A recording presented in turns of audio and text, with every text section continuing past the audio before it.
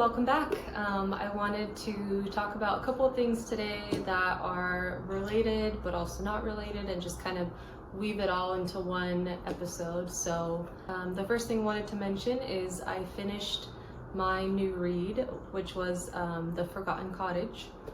And yeah, I enjoyed it. It was an interesting read for sure.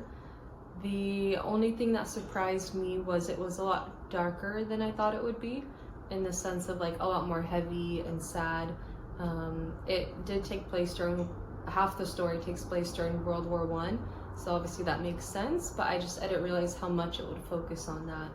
But it is really interesting and I enjoyed it. And if you like the English countryside and World War I stories and all that, it would definitely be a good read, and that one was The Forgotten Cottage. My new read is a classic. It is a novel by Agatha Christie called Murder on the Orient Express. I have seen the movie, have not read the book yet actually. I've had it on my list for a while now and I finally got around to buying it. As you can see, it's a beautiful edition here. Especially if books have these sort of editions and they're older books, I definitely enjoy purchasing them. So yeah, I'm on chapter like 4, I want to say by now. But yeah, it's been an enjoyable read so far. I just really love trains, especially vintage and beautiful trains. So I've been looking forward to reading this one. I have a dream to one day ride on the Orient Express. That is definitely a huge bucket list item for me, probably towards the top of the list, if not the top of the list. So yeah, that's one big reason I wanted to read it. But obviously Agatha Christie is a classic novelist as well. She's written many mystery novels which have been made into films, and I'd say so far it's definitely the movie follows the book very closely so far, so you know, nothing unexpected, but it is interesting and she does a good job writing. Another thing I wanted to talk about that's kind of linked to all that is that recently, my most recent trip was to Istanbul, which is where the journey begins. Well, where the Orient Express journey begins in the book. That's where the detective, I'm not going to try to pronounce his name, but that's where he boards the Orient Expresses in Istanbul, or back then known as Constantinople. So I visited there for the first time not even this year anymore, last year in May, and I really loved it. I thought I would, but I truly just enjoyed it so much.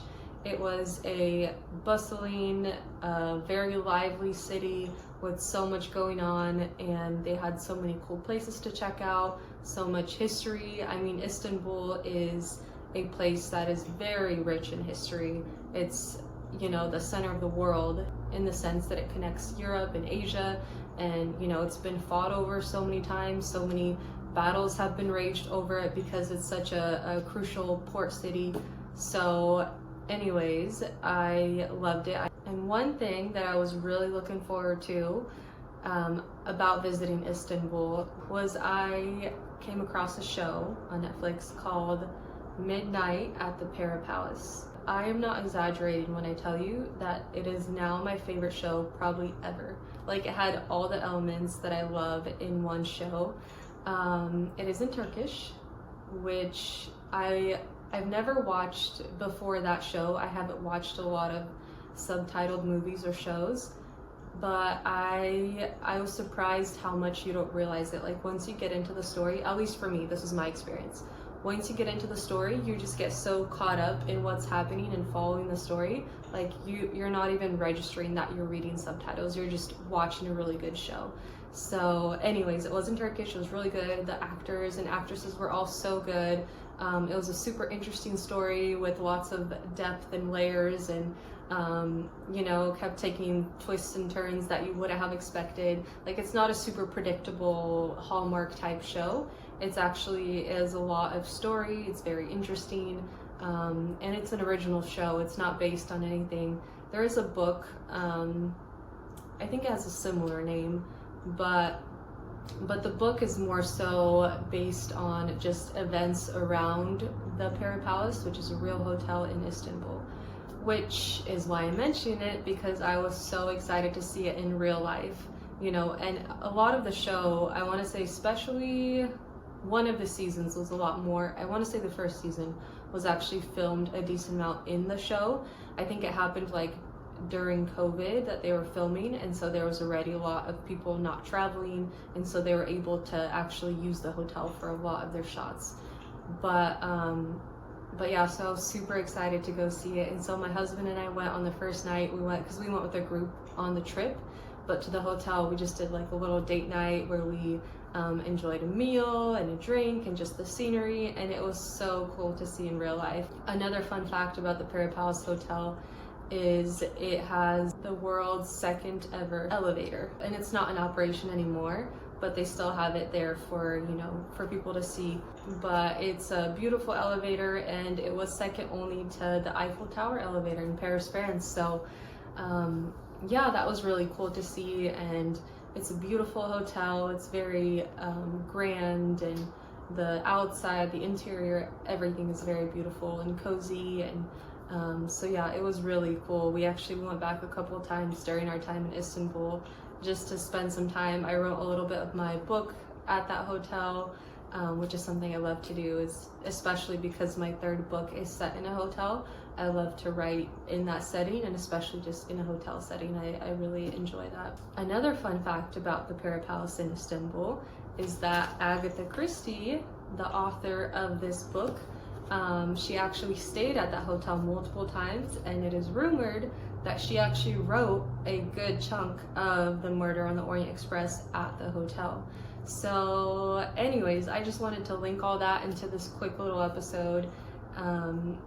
There's a lot of interesting things there for me, at least, and I really enjoy all those topics and subjects. And actually the Midnight at the Pera Palace show, it kind of goes into detail of Agatha Christie's story, and it's like the whole premise of it is almost based on Agatha Christie's room. And so basically back when she used to stay there, I want to say early